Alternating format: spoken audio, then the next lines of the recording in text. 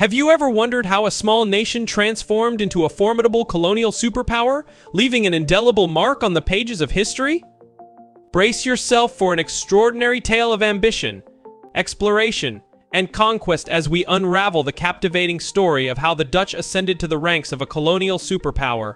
What were the key factors that propelled the Dutch to such unprecedented heights of influence and dominance? In the story of power and conquering, there is one amazing story that stands out: how the Dutch became a colonial superpower. Find out the secrets of a small country that went against all chances and became a colonial superpower.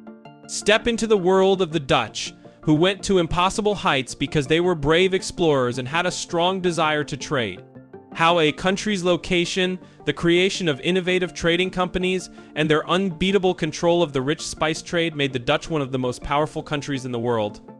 Get ready to be amazed by stories of adventure, victory, and the lasting mark the Dutch made on history in ways you never thought possible. The Netherlands is a small country in Europe, but it built a powerful kingdom that stretched all over the world and changed the course of history forever.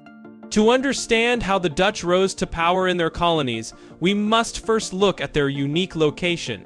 The Netherlands was at the end of some of Europe's biggest rivers, so they had a large network of waterways that gave them an edge in trade and marine activities. The Dutch learned how to build ships and navigate, which gave them the courage to sail the high seas. Their location gave them an edge, which led to a society based on exploration and trade, which set the stage for their colonial goals. The Dutch East India Company (VOC), which was founded in 1602, is the key to the success of the Dutch colonies. The VOC changed the idea of an organization because it had an innovative mindset and a strong desire to make money. This creative group became the first international company in the world. Its main goal was to control all trade in the East Indies, which is now Indonesia. Interesting, right? The Dutch colonial growth was made possible by the VOC's well-run organization, strong troops, and smart business methods.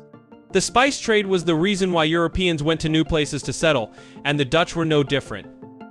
The VOC went on trips to the East Indies, which were full of valuable spices like nutmeg, cloves, and cinnamon. They took over important spice-growing islands like the well-known Banda Islands. The Dutch used a mix of discussions, war, and harsh business practices to get a nearly complete hold on the spice trade. This gave them a lot of money and solidified their position as a colonial power.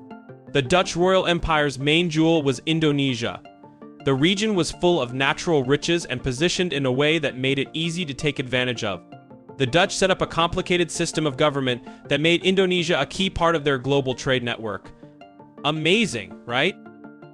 They made people work for them and took advantage of them to get a lot of valuable goods like coffee, sugar, and rubber. As a result of this brutal slavery, the Dutch rose to the top of colonial power and made a lot of money from their Indonesian holdings. While the Dutch East India Company focused on the East Indies, the Dutch West India Company came on the scene as an aggressive competitor. The West India Company was set up in 1621 to compete with the Portuguese and Spanish in the rich shipping industry which they controlled. The Dutch had a strong influence in the New World after they set up bases in the Caribbean, North America, and South America. They took over places like Suriname, Curaçao, and the Dutch Antilles. They played a big role in the foreign slave trade and made a lot of money by using farms. The Dutch left a mark on the world that will never be erased. In addition to their amazing economic success, the Dutch had a big impact on many parts of world society, language, and government. Their business energy and focus on individual freedom set the stage for the modern financial system. By looking at how the Dutch became a foreign superpower, we can see how complicated history can be. It questions our ideas about what smaller countries can do and shows how colonialism works on many different levels. The Dutch journey is a good example of how circumstances, new ideas, and the chase of business interests can change the course of history.